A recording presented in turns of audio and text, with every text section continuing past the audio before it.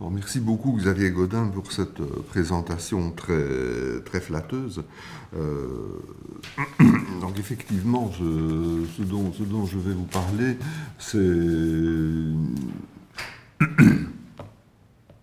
c'est d'un exposé qui reprend, au fond, les thèmes centraux de mes recherches que j'ai poursuivies pendant des années et maintenant des décennies, et qui sont synthétisés en dernier lieu dans ce livre dont vous avez parlé, La grâce des juges, qui reposait sur une réflexion que j'avais ouverte sur la question, prenons-la par là-bas, sur la question de l'ordalie et du jugement de Dieu. Parce qu'en fait, l'ordalie et le jugement de Dieu ont été longtemps considérés par les historiens du droit comme des phénomènes atypiques, latéraux, marginaux, au fond sans grand intérêt. On envisager l'histoire du droit comme l'histoire d'un ordre rationnel, trouvant ses racines dans le droit romain, puis ressourcé à diverses époques, Moyen-Âge, temps moderne, époque contemporaine.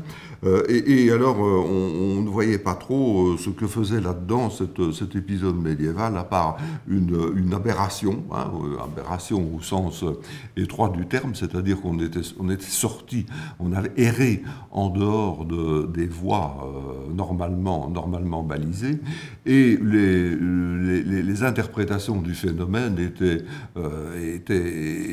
de l'ordre de ce qu'on a appelé souvent la preuve irrationnelle, ce qui, à mon point de vue, est une espèce d'oxymore, parce que la preuve d'un fait est une opération éminemment rationnelle, quelles que soient d'ailleurs les formes de la raison par laquelle elle est conduite, mais l'idée de preuve irrationnelle me paraissait le signe d'une incompréhension majeure du problème. Accessoirement, le mot ordalie a fini par désigner en différentes langues un peu tout et n'importe quoi. Donc, en anglais, le mot ordeal est devenu un mot de la langue courante pour désigner toutes sortes d'épreuves un peu douloureuses.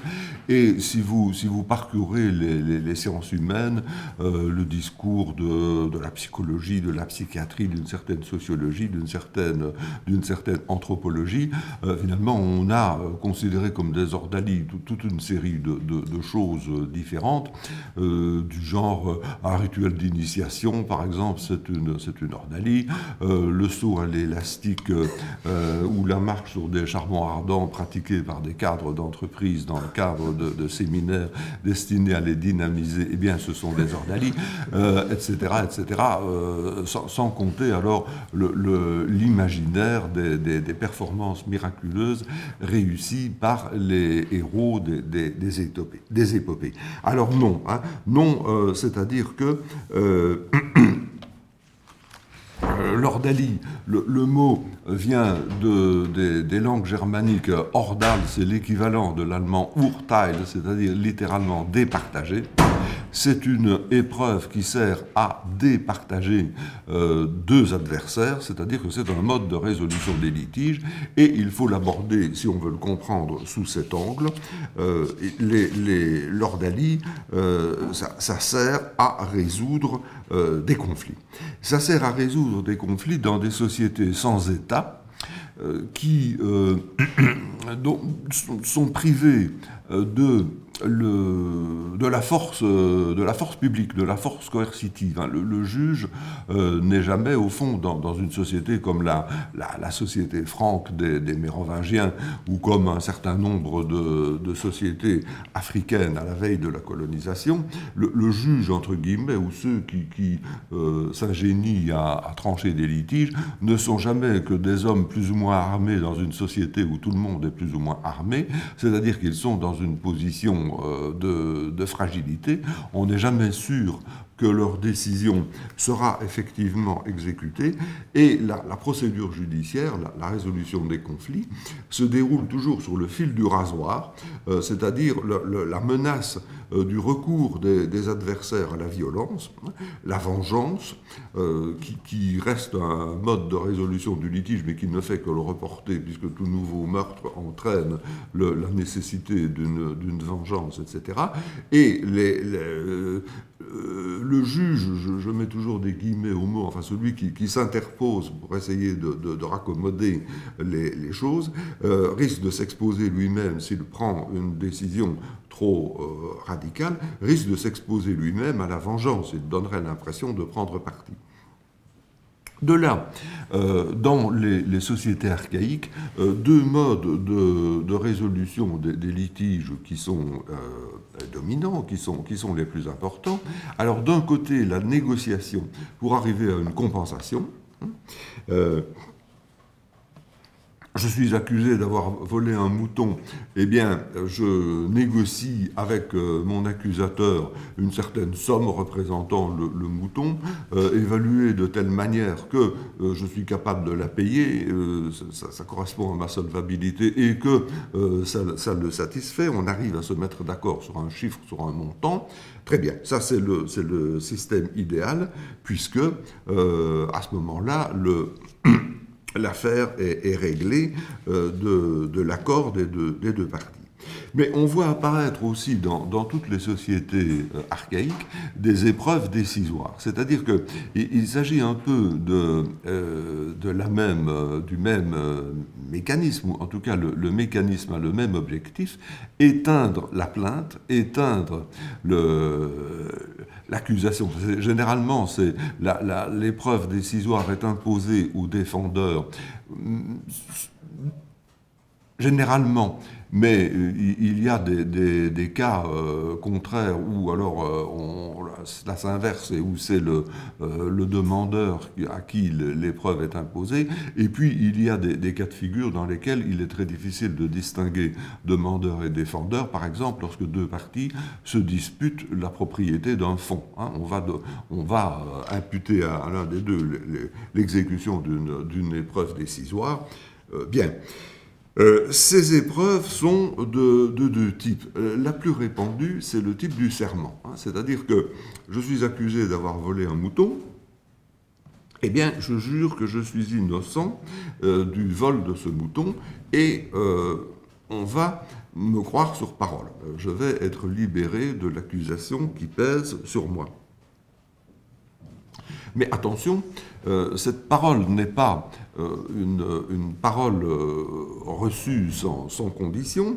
Il y a d'un côté une épreuve magique, je m'engage, mais attention, je m'engage devant Dieu ou devant les dieux ou devant les saints ou devant des puissances sacrées, qui ont une certaine capacité punitive. C'est-à-dire que si se révélait que je me suis en réalité parjuré, si ma parole était fausse, je m'expose à une punition venue de l'au-delà. Et en même temps, c'est une épreuve sociale, c'est-à-dire que cette épreuve mobilise le groupe. Dans les sociétés archaïques, je reprends la même comparaison entre ce qu'on peut savoir du monde des Francs d'une part et ce qu'on a observé dans les sociétés africaines lorsqu'elles sont encore des sociétés sans État ou lorsque l'État est évanescent, c'est que un des ressorts de la procédure, c'est la mobilisation d'un très grand nombre d'hommes, la mobilisation des foules qui font pression sur les parties pour obtenir un accord. Et épreuve sociale, c'est-à-dire qu'il faut que ma parole, je suis innocent du vol de ce mouton, soit acceptée par mon adversaire, évidemment, et mon adversaire a peut-être subi d'ailleurs des pressions pour qu'il l'accepte, soit acceptée par le groupe, et le cas échéant, cette participation du groupe est formalisée par l'exigence d'un certain nombre de co-jureurs. Je ne jure pas seul, mais je jure avec un nombre de co-jureurs, 6, 12, 24, selon la gravité des cas. Ça, c'est une technique qu'on peut observer dans toutes les lois barbares du haut Moyen-Âge. Alors, observons que Xavier Gaudin a évoqué le problème de la vérité qui m'a beaucoup préoccupé. Observons que il ne s'agit pas d'une preuve à proprement parler, parce que il n'y a pas dans la pratique de ces épreuves, il n'y a pas de distinction du fait et du droit. Si je jure que je suis innocent du vol de ce mouton, cela peut vouloir dire soit que je n'étais pas tel jour, à telle heure, à tel endroit, et que je n'y ai pas pris ce mouton pour l'amener dans mon étable. Ça peut vouloir dire aussi que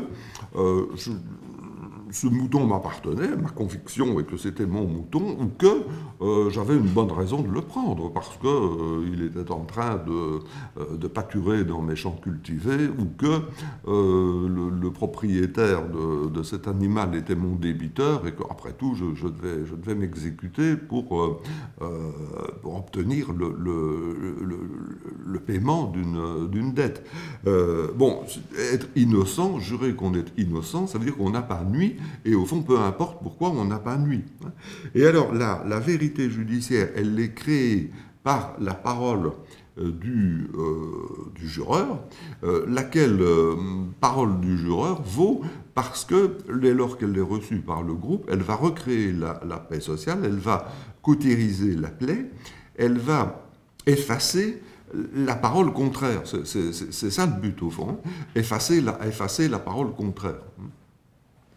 Les Grecs ont un mot pour appeler la vérité, nous le savons, ils l'appellent aletheia, ce qui provoque des interrogations, parce que qu'est-ce que c'est que l'aletheia? C'est ce qui ne s'oublie pas, mais ça correspond à peu près à ce que je suis en train de vous dire, c'est-à-dire que la vérité, c'est ce qui ne s'oublie pas quand on a oublié son contraire, hein, quand on a oublié tout le reste, toutes ces paroles contentieuses, toutes ces accusations qui menaçaient la paix du groupe. Alors, qu'est-ce que c'est que l'ordalie? Eh bien, c'est la même chose, c'est exactement la même chose, à ceci près que la sanction divine de la parole fausse n'est pas différée, comme dans le serment. Hein, dans le serment, elle est différée indéfiniment. Dieu ou les dieux me puniront si j'ai menti, mais on ne sait pas trop comment. Entre-temps, ma parole fait la vérité judiciaire. Dans le cas de l'ordalie, on actualise l'intervention des puissances surnaturelles par une épreuve qui est subie immédiatement par l'exécutant et qui va apporter de manière éclatante, qui va apporter la démonstration de la vérité de sa parole. Alors, ces épreuves sont plus ou moins magiques ou miraculeuses, en tout cas, on s'efforce de leur donner ce caractère. Ces épreuves, on les rencontre partout dans le monde, en tout cas, dans les sociétés qui ont atteint le stade de l'agriculture, on ne les rencontre pas normalement chez les chasseurs-cueilleurs, mais dans les sociétés qui ont atteint le stade de l'agriculture, c'est-à-dire pratiquement tout l'ancien monde, hein, Europe, Asie et Afrique, on les rencontre, et on les rencontre toujours plus ou moins sous les mêmes formes. Disons en gros qu'il y a trois grands types d'épreuves. Il y a les épreuves du feu, sous différentes formes, plonger la main dans un chaudron d'eau bouillante, marcher sur des braises ou des objets portés au rouge, ou saisir un fer rouge. Des épreuves d'ordalie par immersion. Il faut s'immerger dans l'eau et y rester un certain temps. Et enfin, troisième type, les ordalies alimentaires qu'on rencontre également partout, les ordalies par injection, c'est-à-dire que l'exécutant doit ingérer un aliment plus ou moins toxique ou plus ou moins indigeste, et selon le résultat, l'épreuve est supposée réussie ou elle est supposée manquer. Alors, cela suppose deux niveaux d'analyse. Hein, ce type d'épreuve suppose deux niveaux d'analyse. D'abord, un niveau technique. Un niveau technique, c'est-à-dire qu'il faut essayer de voir comment ça fonctionne pratiquement. Et ça, là, nous sommes aidés de nos jours par l'observation anthropologique. Je pense en particulier à des films qui ont été réalisés par Raymond Verdier, donc, qui est un anthropologue spécialisé des sociétés du Togo, en particulier de la société des Kabylés, et qui a filmé des ordalies du feu tout à fait contemporaine.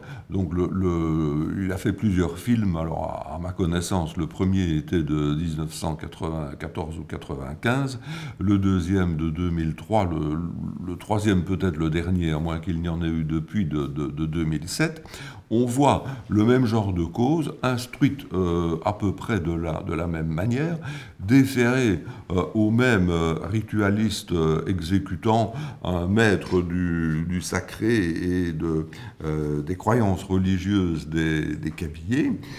On voit la façon dont l'épreuve est exécutée et on comprend, évidemment, à partir de ce moment-là, on comprend beaucoup mieux ce que les textes du Moyen-Âge ne nous disent pas. Malheureusement, au Moyen-Âge, nous avons des récits d'ordalie, plus ou moins sérieux ou plus ou moins embellis, mais nous avons le parchemin, hein, nous n'entendons pas les voix, nous n'entendons pas les émotions, il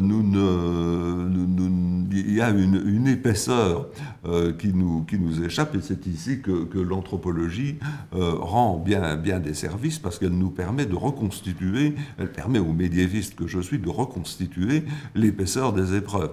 Et étant entendu que ce travail doit être mené avec rigueur, hein, il ne faut pas procéder à une transposition mécanique et se dire chaque fois que je vois une ordalie africaine, c'est exactement ce qui se passait au Moyen-Âge. Non, ce n'est pas exactement. Les constructions culturelles sont différentes. Je vais y revenir. Bon, analyse technique absolument indispensable. Je n'entrerai pas ici dans la technique. Ce serait intéressant de regarder ce film et d'en discuter. Mais disons que dans cette technique, ces épreuves sont spectaculaires. Elles sont faites pour être spectaculaires. Elles mobilisent d'ailleurs les foules. Hein. On va au spectacle quand une ordalie est annoncée. Elles sont spectaculaires, elles ont un caractère miraculeux, mais elles sont en réalité réalisables.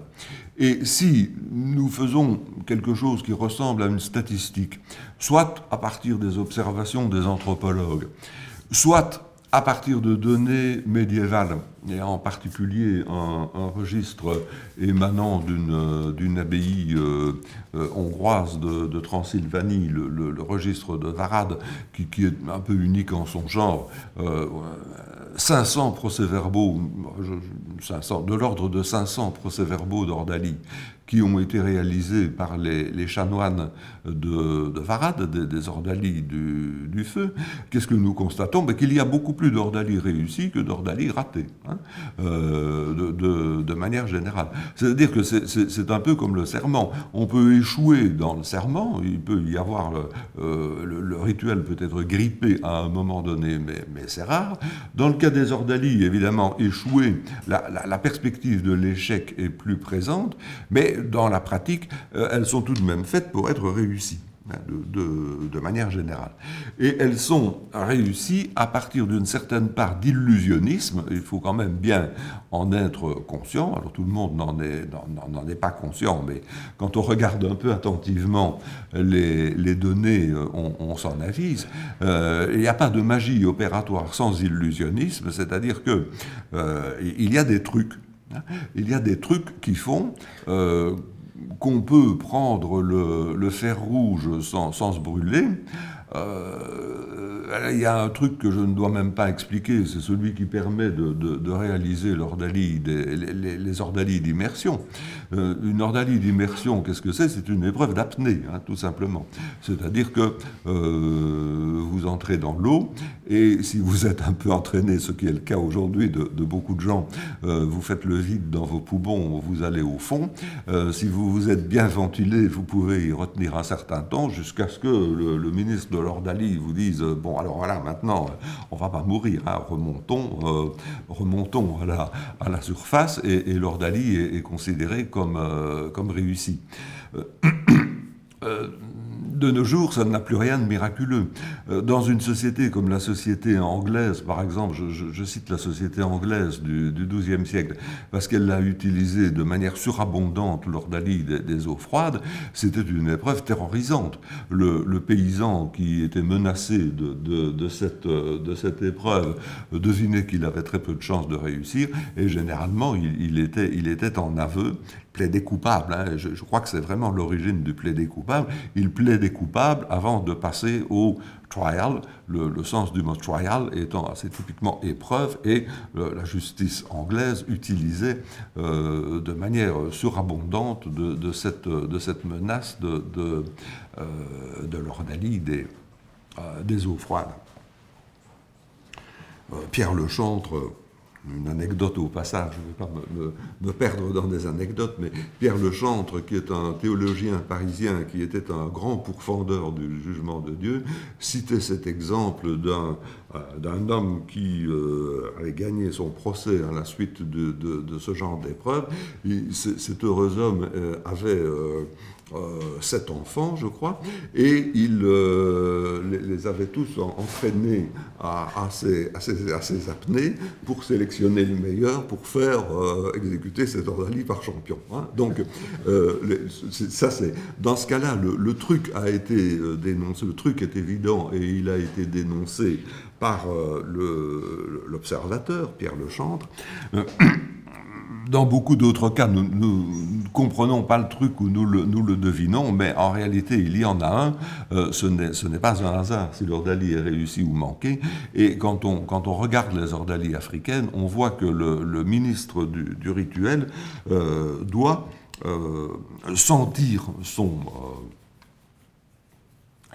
milieu, sentir le conflit, sentir où va l'opinion majoritaire du groupe, et faire tomber le résultat du bon côté, c'est-à-dire du côté qui a le plus de chances d'obtenir une résolution du litige qui ne sera pas ensuite remise en cause. Parce que le grave, évidemment, c'est que par la suite, on ne remette en cause le résultat de ce genre d'épreuve. Alors, l'analyse technique est indispensable, mais l'analyse symbolique l'est tout autant, parce que cette épreuve est tout de même gagée sur un fond commun de croyance entre les parties et l'assistance. Et ici apparaît une différence majeure d'une culture à l'autre, et une différence majeure entre les paganismes et ce qui sera le jugement de Dieu occidental. Lorsqu'on a des données sur les sociétés païennes, et là les données les plus importantes nous viennent d'Afrique, mais en réalité, les divinités, les puissances surnaturelles qui sont invoquées dans le rituel n'y sont pas invoquées en tant que juges au sens où nous l'entendrions. Elles ont un double rôle, elles sont à la fois caution et vengeresse. Elles sont caution parce que celui qui jure, celui qui fait serment, ou celui qui exécute l'ordalie les appelle à l'aide pour certifier sa parole, mais elles sont également vengeresses parce que dans l'hypothèse d'une parole fausse, il y a une certitude commune, il y a une croyance commune dans l'idée que ces puissances surnaturelles seraient capables et ne manqueraient pas de punir le coupable du parjure. Et c'est pourquoi ces puissances surnaturelles sont souvent choisies en fonction d'une certaine capacité punitive, avec, et c'est un phénomène assez général, une prédilection toute spéciale pour les divinités de la terre même elle-même, mais aussi toutes sortes d'esprits de la terre. Pourquoi? Parce que dans les sociétés d'agriculteurs, la terre, à la fois, elle est nourricière, mais quand elle se fâche, elle peut faire mal. Hein. La famine, la mauvaise récolte, c'est vraiment la figure de la punition divine, et elle est sollicitée dans le litige. Là-dessus apparaît le monothéisme, et lorsque le monothéisme apparaît, c'est-à-dire d'abord, nous le savons, en Israël, tous les dieux disparaissent sauf un, et ce Dieu-là, il a immédiatement la figure d'un juge parfait, lui. Alors, hein, ni caution, ni vengeur, mais juge parfait. Juge parfait parce qu'il est omniscient, aucune vérité ne lui échappe, il sait tout, hein, il voit tout. Il est omnipotent, il est tout à fait maître des éléments, donc maître de ce que le feu ne brûle pas ou de ce que l'eau n'entraîne pas la noyade. Et il est souverain maître du bien et du mal, c'est-à-dire qu'on n'a même pas besoin, à la limite,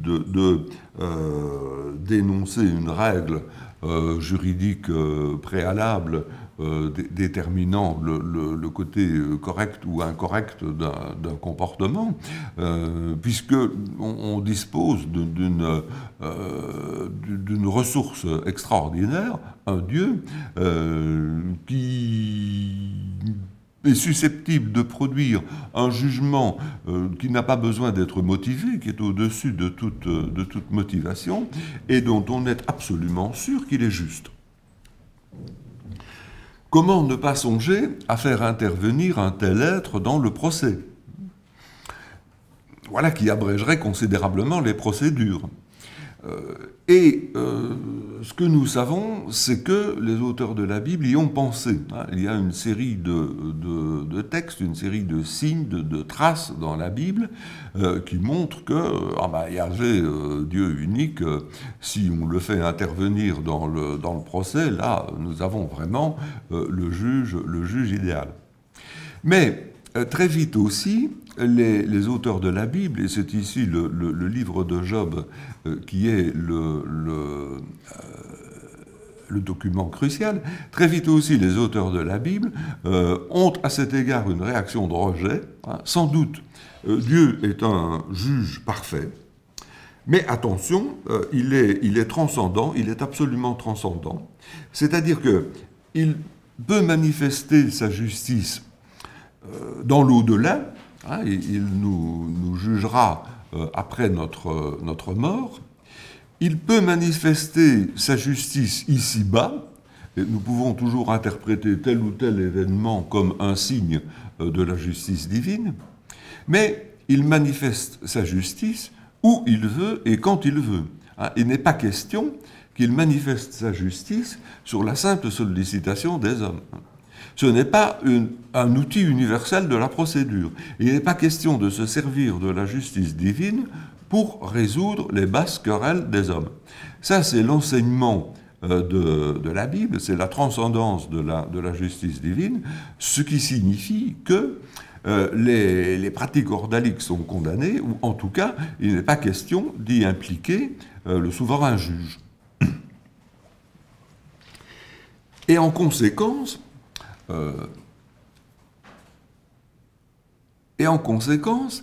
les différentes branches du monothéisme, sauf une, ont toujours exclu l'idée de l'implication de Dieu dans le procès. Donc c'est le cas du judaïsme, pas de jugement de Yahvé, c'est le cas de l'islam, pas de jugement d'Allah. Alors ça ne signifie pas que les sociétés islamisées ne pratiquent pas les ordalies sous telle ou telle forme. On a même des études d'anthropologues qui montrent qu'effectivement ils l'ont fait, mais lorsqu'ils le font, il n'est pas question d'y impliquer Allah, et ils le font souvent sous le regard sourcilleux des religieux de stricte obédience, c'est-à-dire que si l'islamisation est superficielle, on peut en effet trouver des pratiques du type ordalique, mais plus l'islamisation est profonde, et moins on a de chance de les trouver. Elles sont une manifestation d'impiété. Même remarque pour le christianisme oriental, le christianisme grec et puis slave. On cherche en vain l'idée d'un jugement de Dieu qui serait susceptible d'intervenir dans la procédure. Et oui, il y a le christianisme latin. Et alors, dans le christianisme latin, au début, on était exactement sur la même ligne.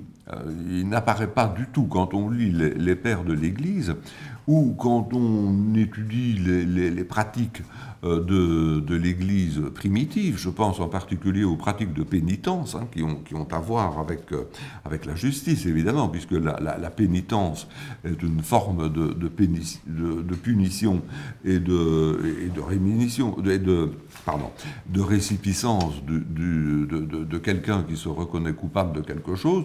Il n'est pas question du tout, à aucun moment, d'une intervention directe de Dieu dans le cours des événements.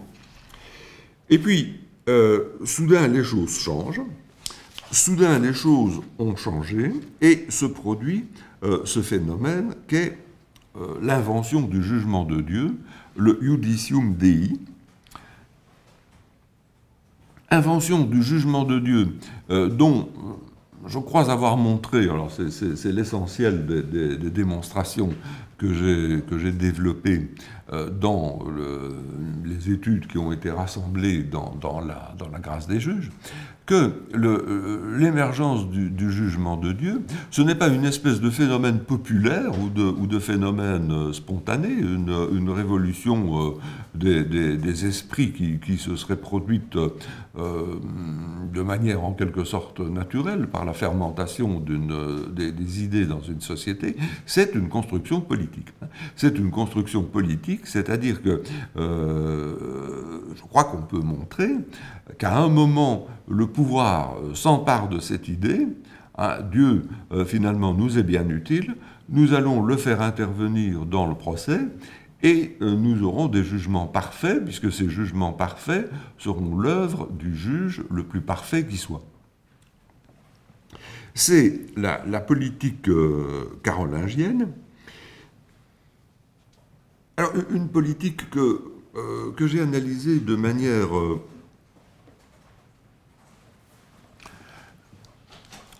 globale, c'est-à-dire que le jugement de Dieu est un élément d'une tendance générale de la politique carolingienne que j'ai appelée, en empruntant un peu la formule aux sinologues et à l'histoire chinoise, ce que j'ai appelé le gouvernement par les rites.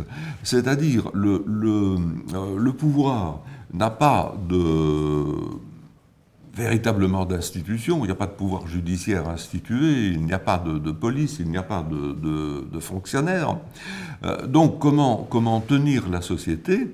En faisant en sorte que les rituels créent ce que les textes carolingiens, ce que les capitulaires carolingiens appellent l'unanimitas, hein, unanimitas qu'il faut prendre au premier degré, c'est l'union des âmes. Il y a une union des âmes qui se réalise d'abord par la messe, et il y a une réforme menée par les clercs de l'entourage de Charlemagne, au premier chef par Alcuin, une réforme du rituel de la messe, parce que dans l'Empire, tout le monde doit dire la messe de la même façon, hein, chanter les mêmes chants, exécuter les mêmes rites. Et il y a deux rituels qui vont être déterminants, à mon sens, pour les rapports entre la justice et le sacré dans l'histoire occidentale, qui apparaissent à ce moment-là. C'est le sacre des rois et les rituels du jugement de Dieu. Alors, le sacre des rois, nous avons tous, j'imagine, assisté au couronnement de Charles III d'Angleterre, qui est le dernier roi sacré d'Occident. Le rituel, évidemment, a beaucoup évolué, hein, mais dans ces structures, l'onction du roi par l'archevêque qui reproduit l'onction de David par Samuel, de Saül par Samuel. Cette onction, elle, n'a pas changé, et ce qui n'a pas changé non plus, c'est le serment du sacre. Le serment du sacre, c'est-à-dire l'acte par lequel le roi s'engage vis-à-vis du peuple chrétien, comme le disent les textes médiévaux. Alors, à quoi s'engage-t-il? De nouveau, ça a pu évoluer au fil du temps. Le serment anglais actuel reproduit exactement le texte des rituels de Saint Dunstan du Xe siècle, qui reproduisent le rituel créé par Hincmar de Reims pour Charles le Chauve, qui se réfère à des essais préliminaires qui remontent au premier des sacres connus, qui est celui de Pépin le Bref, en 750. Et la promesse royale, l'élément absolument constant de la promesse royale, c'est la promesse de rendre justice à ses sujets. Donc, je le cite en anglais plutôt qu'en latin. Donc le roi s'engage, je cite, « to cause law and justice in mercy to be executed in all judgments ». Faire en sorte que le droit et la justice en miséricorde soient effectifs dans tous les jugements.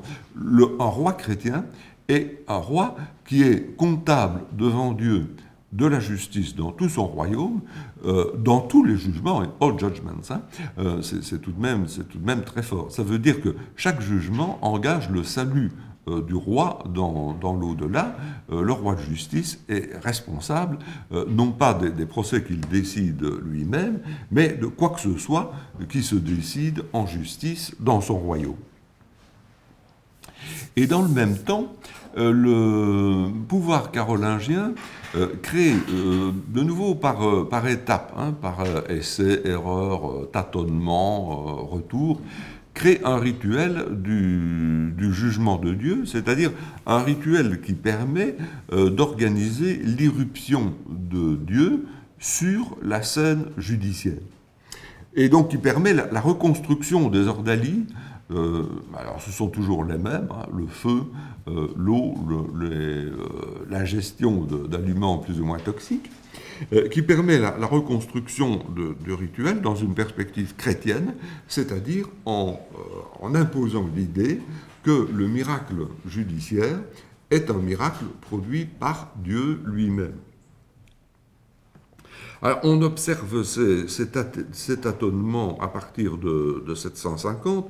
Je retiens ici deux épisodes. 809, le capitulaire d'Aix-la-Chapelle de Charlemagne, qui dit exactement que tous croient au jugement de Dieu sans aucun doute, omnes in judicium Dei credant, absque dubitatione, c'est tout de même très fort. Ça tient en une seule phrase. Mais Charlemagne, là, il est en train d'ajouter un article au dogme. Il est en train d'ajouter un article au credo. Il faut croire en Dieu, oui, d'accord, mais il faut croire en plus qu'il est capable de donner sa justice aux hommes. Deuxième épisode, 823-827, c'est l'occupation de Rome par son petit-fils Lothaire. En fait, on est dans une situation tout à fait exceptionnelle dans l'histoire de l'Europe, où on a un pouvoir politique qui est au fond assez fragile,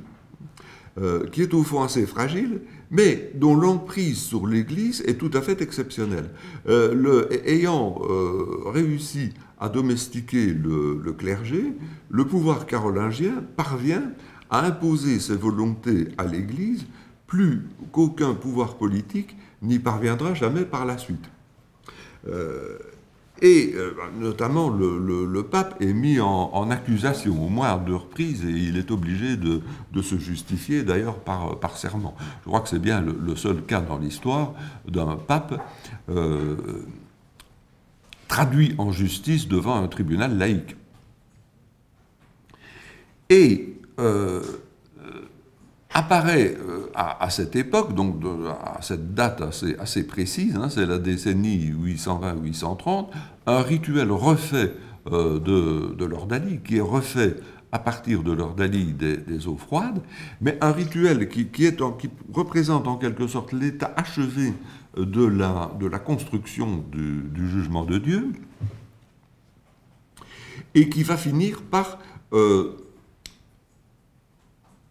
se diffuser et s'imposer dans toutes les autres ordalies. C'est-à-dire qu'on le voit apparaître à propos du jugement de l'eau froide, de judicium aquae frigide, donc le jugement par immersion, mais on le voit aussi passer dans les jugements par le fer rouge ou par les aliments toxiques. Alors, en gros, comment est-ce que les choses se passent?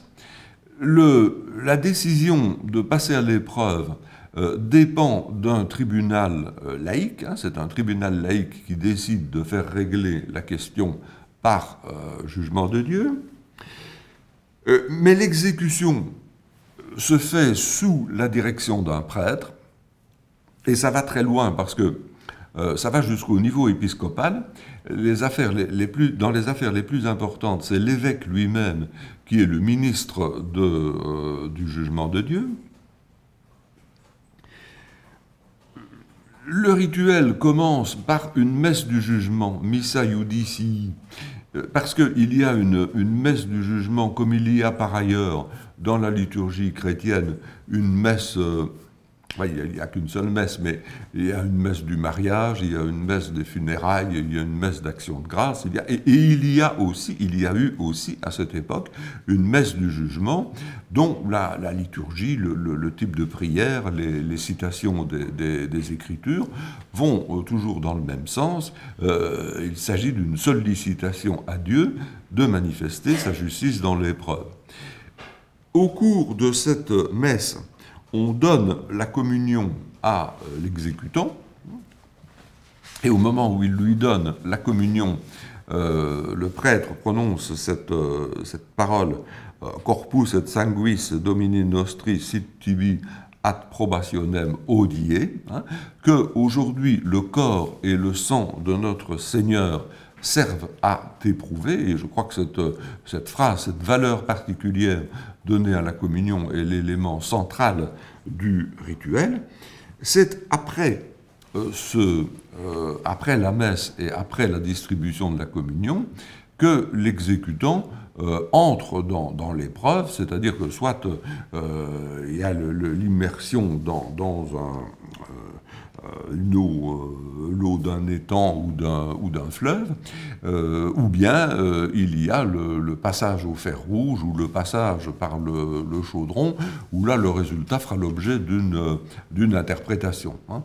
La main est en général bandée, et c'est 2 ou 3 jours après que la main fait l'objet d'une inspection, et qu'on sait si l'ordalie a été réussie ou si elle l'a échoué. Hein.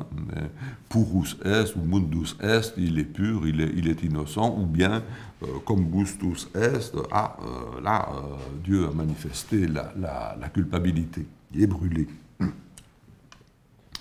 Et avec cette épreuve, il y a l'émergence de ce que j'ai appelé une parathéologie. Une parathéologie, c'est-à-dire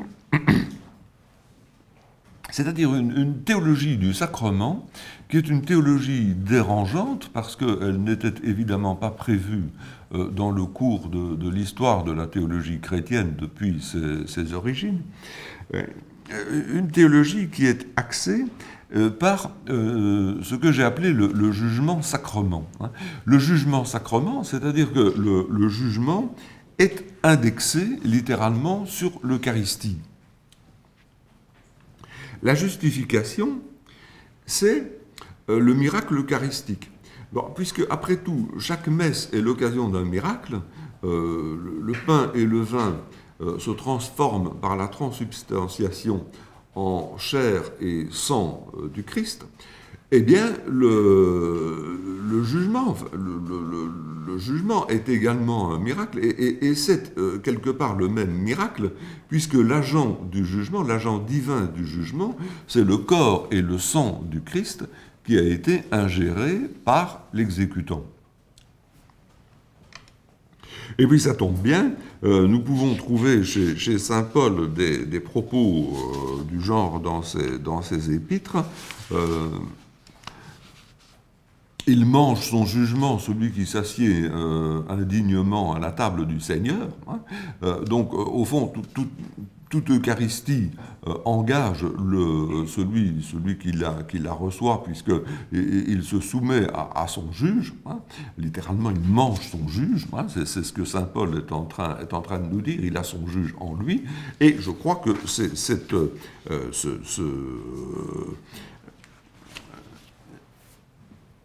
cette conception de l'Eucharistie s'est en réalité transportée dans l'ordalie christianisée. Donc, Dieu est devenu disponible, la justice divine est devenue disponible, elle est devenue un instrument de la résolution des litiges, et elle l'a été pendant au moins 3 siècles, à partir du moment où ces ordalies se diffusent, à partir du moment où on les voit en pratique, c'est-à-dire depuis le temps carolingien jusqu'au début du XIIIe siècle. Pendant un peu plus de 3 siècles, les hommes y ont cru, ou en tout cas, ils ont fait semblant d'y croire, ou ils étaient obligés d'y croire, c'est-à-dire que nous sommes toujours dans la logique imposée par le pouvoir carolingien d'une sorte d'obligation de se plier aux pratiques de l'ordalie christianisée. Mais d'un point de vue de théologien de stricte obédience, tout cela a toujours été suspect. Et ça a été suspect dès le départ. Hein. Nous avons, dès l'époque carolingienne, des critiques.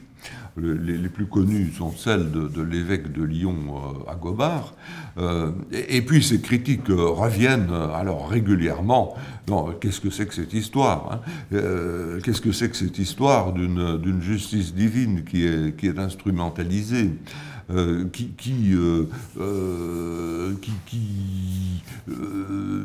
risque de décrédibiliser la religion, parce qu'après tout, ces épreuves sont très critiquables. On voit tout de même, les gens ne sont pas stupides, ils voient quand même qu'à certains moments, ces épreuves sont manipulées, tirées dans un sens ou dans un autre, et les plus critiques à ce point de vue-là, et les mieux placés pour être des esprits critiques, sont précisément les clercs eux-mêmes. Donc nous avons des critiques qui se manifestent, et puis qui deviennent de plus en plus pressantes et de plus en plus formellement exprimées. J'indiquais tout à l'heure Pierre Lechantre, qui a été un des grands pourfendeurs de l'ordalie telle qu'elle était pratiquée de son temps, mais il n'est pas le seul. Et tout ça finit par déboucher sur des interdictions canoniques, dont la finale et la plus générale, c'est l'interdiction du 4e concile de Latran de 1215. Alors, ce concile de Latran de 1215, il interdit en fait la participation des prêtres à l'ordalie. Donc, désormais, les prêtres n'y participent plus. Ce qui veut dire que quand on dit que l'épreuve est interdite, il y a peut-être une réserve à faire.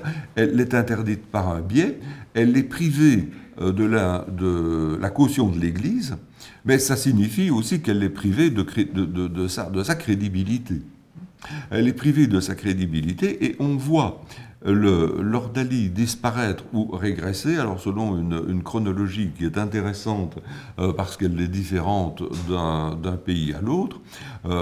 L'Angleterre, qui avait été d'ailleurs un des très bons élèves de la leçon carolingienne, parce qu'on y pratiquait de l'ordalie de manière intensive, est également un très bon élève, à ce point de vue-là, de la réforme grégorienne. Et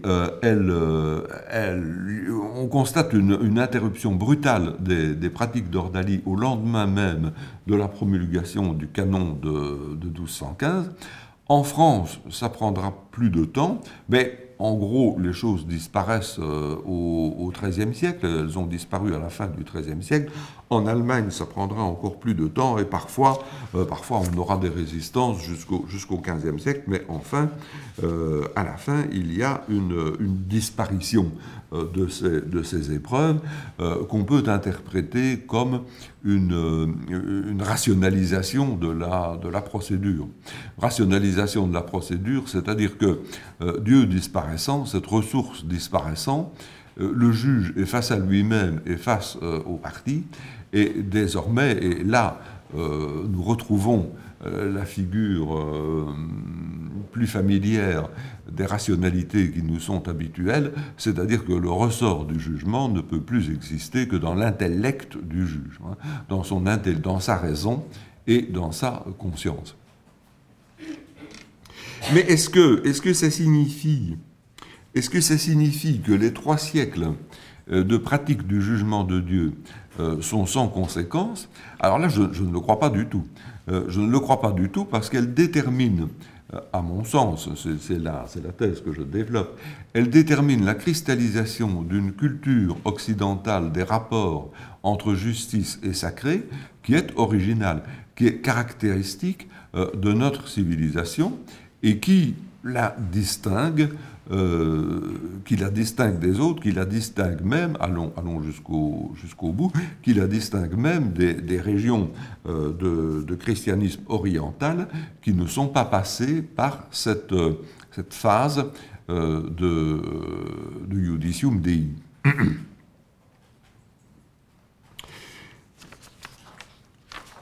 Alors pourquoi? Parce que ce qui subsiste, il y a un changement fondamental de la procédure, hein, un changement fondamental des procédures qui peut aussi être éclairé de ce point de vue de la disparition du jugement de Dieu.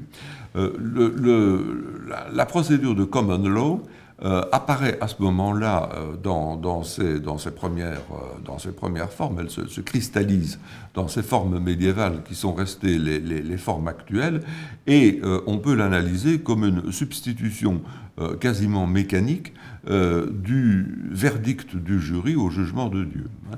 C'est une procédure qui a gardé le rythme de la procédure archaïque. Le juge n'est pas un ministre de vérité.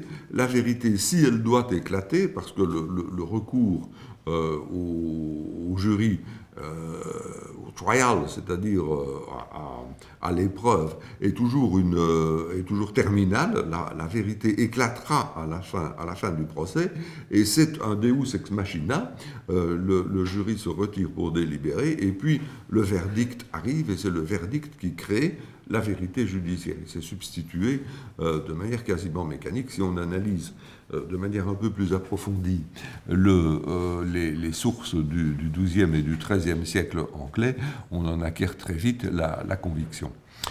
Sur le continent,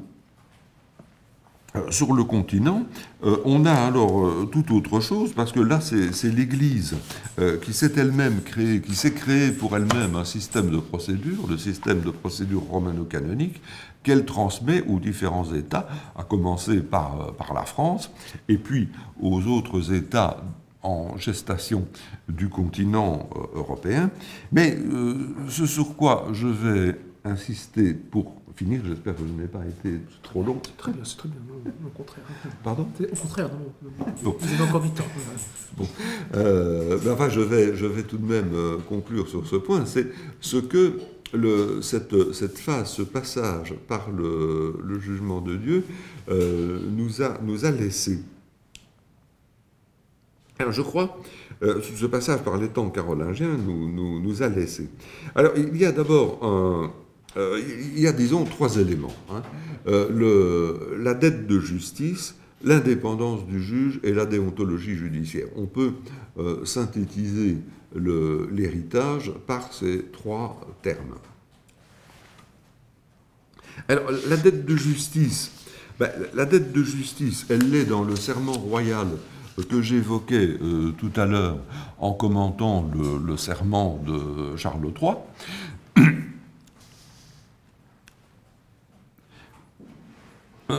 nous avons tendance à considérer que c'est une fonction régalienne élémentaire. Hein. Je ne sais pas si on l'apprend vraiment en faculté de droit ou si on considère que c'est dans la nature des choses, mais dans l'enseignement que j'ai reçu, et j'imagine encore celui que vous avez reçu, c'est une chose entendue. Il est une chose entendue qu'une des fonctions régaliennes élémentaires est de résoudre les conflits qui naissent entre les sujets de droit. Bon, très bien, ben non, ce n'est pas du tout une fonction élémentaire. Hein. Ce n'est pas du tout une fonction régalienne élémentaire, c'est une fonction qui se forme en Occident à partir de ce serment royal. À partir de ce serment royal et de ce côté divin de la justice des hommes, tout procès engage devant Dieu, et tout procès doit être réglé, et donc, même si la justice, si l'État et si la justice se laïcisent, eh bien, l'héritage demeure, l'État est comptable de la résolution des litiges, de tous les litiges, quels qu'ils soient. Alors cela, c'est vraiment le genre de choses qu'on ne rencontre pas dans d'autres civilisations. Bon, Xavier Godin rappelait que je me suis beaucoup intéressé à la Chine pour toutes sortes de raisons, mais alors la Chine, c'est le contrepoint parfait de l'Occident à ce point de vue-là. Parce que l'État chinois, donc l'empereur et puis tous ses fonctionnaires, l'État chinois, il n'est pas débiteur de justice. Il est débiteur de paix et de prospérité et de sécurité. Et donc, il y a un ordre public, une maîtrise par l'État chinois, alors je parle de l'État chinois ancien, hein, une maîtrise des comportements de violence qui est extrêmement énergique. L'idée d'un monopole public de la violence, elle est bien plus ancienne en Chine qu'elle ne l'a été en Occident. Hein. Matteo Ricci, dont ce jésuite qui entreprend, qui est un des premiers occidentaux à pénétrer en Chine au XVIe siècle dans la perspective de l'évangélisation, le constate dans une des premières lettres qu'il écrit à ses supérieurs hiérarchiques. Alors là, je suis tout à fait ahuri en Chine. Il y a une interdiction absolue du port d'armes et on ne voit jamais apparaître de rixes, le duel, n'en parlons pas. Enfin, par rapport à ce que Matteo Ricci, donc on est à la fin du XVIe siècle, pouvait voir dans une ville occidentale, présumément dans une ville d'Italie, le côté pacifique de la Chine le sidérait absolument. Hein. Donc contrôle par l'État très énergique des comportements des particuliers. Mais le fonctionnaire chinois n'est pas du tout comptable de la résolution des litiges. Il choisit les litiges qu'il tranche et les litiges qu'il ne tranche pas. Parce que certains litiges ne paraissent pas menacer gravement l'ordre public, donc peu importe. Hein, peu importe, on renvoie les parties de Zado et on leur dit « débrouillez-vous ». Et c'est le début de ce qui a aussi fasciné un certain nombre d'observateurs occidentaux au point parfois de les aveugler sur la réalité du phénomène. La société chinoise est une société merveilleuse parce que c'est une société où on n'a pas besoin de juge. Les gens créent entre eux l'harmonie, ils n'entrent pas en conflit, ou quand ils entrent en conflit, ils sont à ce point habités par les bons sentiments qu'ils finissent par retrouver toujours à s'accorder. Et en fait, cette restriction et cette capacité des Chinois, qui est d'ailleurs indéniable, d'arriver à résoudre les litiges par des arbitrages, des médiations ou des négociations, elle l'a sa contrepartie ou sa source dans le fait que l'État chinois ne s'estime pas du tout responsable de la résolution de leur conflit. Mais aujourd'hui encore, il existe un seuil de recevabilité, qu'il s'agisse d'ailleurs de Taïwan ou de la Chine communiste, il existe un seuil de recevabilité alors qui varie d'une ville à l'autre, d'une région à l'autre, d'un moment à l'autre.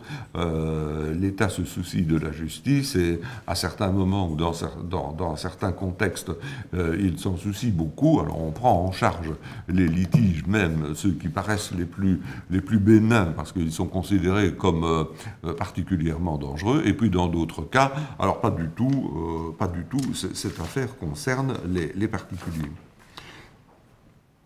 Soit dit en passant, je pourrais aussi bien prendre comme exemple le droit romain, ou la société de la Rome ancienne. La cité romaine est-elle débitrice de justice, ou se concevait-elle débitrice de justice? Je ne le pense pas. Hein. Nous savons que les actions recevables en justice, les actions recevables par le prêteur sont en nombre limité, et puis il y a cette possibilité pour le juge délégué, hein, donc le prêteur délègue le jugement à un citoyen ou à un collège de citoyens qu'il désigne, eh bien il y a la possibilité pour le juge délégué de ne pas juger tout simplement s'il prête serment, s'il jure qu'il n'est pas bien éclairé. Hein, non liquet, je n'y vois pas clair, donc je ne juge pas, point. Hein. Alors, l'indépendance et la responsabilité du juge, l'indépendance parce que le juge en Occident a pris la place de Dieu, littéralement, et il exerce une mission qui est d'origine divine et qui n'a jamais perdu totalement son rapport à ses origines. Je cite deux juristes, un anglais, Bracton, qui écrit son traité des lois et coutumes d'Angleterre, enfin, on écrit sous son nom, ça se discute, un traité des lois et coutumes d'Angleterre aux environs de 1260, et il dit que le juge est sur le trône de la justice, vice Jésus Christi, hein, à la place de Jésus-Christ. C'est un vice-dieu. Jésus-Christ est le juge parfait. Il jugera au moment de l'Apocalypse, du jugement dernier, mais le juge homme est à sa place. Lorsqu'il traite les causes, il est comme à la place du Christ. En France, Domain, hein, nous sommes cette fois-ci au XVIIe siècle, dans la deuxième moitié du XVIIe siècle, Domain, dans les harangues qu'il adresse au juge d'Auvergne, dit le juge, en réalité, il est plus près de Dieu que le prêtre. Ah, pourquoi est-il plus près de Dieu que le prêtre? Eh bien parce que le prêtre ne représente Dieu qu'en tant que Dieu s'est fait homme. C'est parce que le Christ a pris nature humaine, c'est parce que le Christ est Dieu qui a pris nature humaine, qu'il peut être intercesseur entre les hommes et Dieu, et le ministère du prêtre continue cette intercession qui a été déterminée par l'incarnation, tandis que le juge, eh bien, le juge, il représente Dieu avant même qu'il ne se soit fait homme, avant même l'incarnation. C'est énorme. Hein, c'est énorme d'un point de vue de théologien de stricte obédience. Donc, quand j'ai parlé de parathéologie, je crois que le discours de Domain, il s'est perpétue cette parathéologie qui est à la limite hérétique. Et cette pensée cette pensée des juges, dont je cite un exemple, mais on la retrouve dans toutes les harangues qui ont été prononcées devant les parlements de France par les procureurs du roi depuis la fin du Moyen-Âge. On rencontre toujours la même idée. Le juge est un représentant de Dieu. Tout ça, c'est une parathéologie qui est une sorte de théologie judiciaire tolérée par l'Église. Elle n'est à proprement parler ni hérétique ni orthodoxe. En tout cas, elle n'a jamais... Quoiqu'à certains moments, tout de même, certains théologiens se sont posé des questions. Hein. Mais en gros, cette conception-là est une conception, le sacré judiciaire occidental, c'est un sacré qui est chrétien, hein, et je crois qu'il est absolument incompréhensible en dehors du christianisme, mais c'est en même temps un sacré qui est laïque, c'est-à-dire qui est une construction faite par des juges laïcs, qui n'a jamais été la simple transposition des dogmes ou des pratiques que défendait l'Église, et qui a entraîné d'ailleurs dans l'ordre des juridictions laïques, mais non dans celui des juridictions ecclésiastiques, qui a entraîné des dédoublements systématiques. Dédoublements systématiques, c'est-à-dire que le juge du roi, le juge du banc du roi en Angleterre ou celui du Parlement en France, il tient sa fonction de deux maîtres. Il a un maître temporel qui est le roi et un maître spirituel qui est Dieu.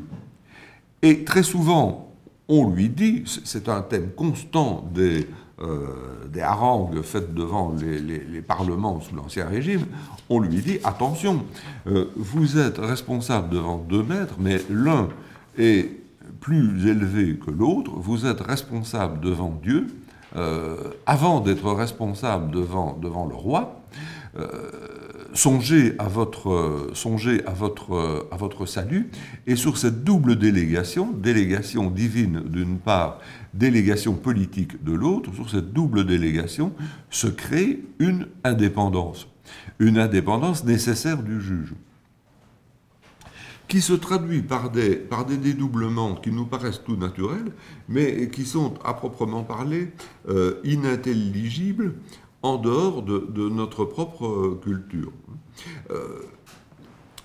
Dès le Moyen-Âge, apparaissent des procureurs du roi. Alors, qu'est-ce que c'est qu'un procureur du roi? Comme son nom l'indique, c'est un représentant du roi, mais c'est un représentant du roi qui va représenter certains intérêts du roi. Hein, oublions provisoirement la fonction pénale. Un procureur du roi, dans l'Ancien Régime, représentait aussi les intérêts financiers, temporels, etc. du roi, mais en tant il est représentant du roi en tant que justiciable. Le roi est justiciable, la royauté est justiciable de ses propres juges. Et donc le roi peut être condamné. Donc on a dès les premiers textes qui nous sont parvenus du Parlement de Paris, on a judicatum pro rege, judicatum contra regem. Il y a des tas de circonstances où les intérêts soutenus par le procureur du roi sont désapprouvés, censurés par le Parlement. C'est-à-dire qu'il y a déjà une autonomie du juge qui existe. Et puis les dédoublements se multiplient, nous le savons. Hein. Nous avons en France une justice administrative qui est une branche de l'exécutif qui est indépendante par rapport à l'administration et par rapport à l'exécutif, etc. Hein.